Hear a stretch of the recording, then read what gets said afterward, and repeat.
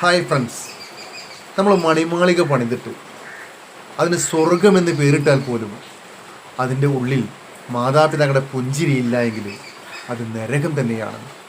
കാരണം ഒരുപാട് മണിമാളികൾക്കകത്ത് മാതാപിതാക്കളുടെ പുഞ്ചിരിയില്ല.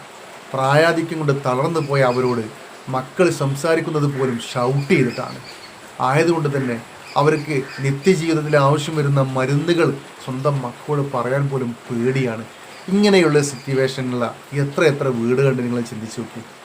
നമ്മുടെ വീട്ടിൽ നമ്മുടെ മാതാപിതാക്കൾക്ക് ഈ ഒരു സാഹചര്യമാണോ നമ്മൾ ഒരുക്കി കൊടുക്കുന്നതെന്ന് ഓരോ മക്കളും ചിന്തിക്കുക. കാരണം നമ്മൾ പൊന്നു പോലെ വളർത്തി വലുതാക്കുന്ന മക്കൾ ഇത് കണ്ടിട്ടാണ് വളരുന്നത്. നമ്മൾ എന്താണോ നമ്മുടെ മാതാപിതാക്കൾക്ക് കൊടുത്തത് അതേ മക്കളിൽ നിന്ന് നമുക്ക് പ്രതീക്ഷിക്കാവൂ, അതേ കിട്ടുള്ളൂ.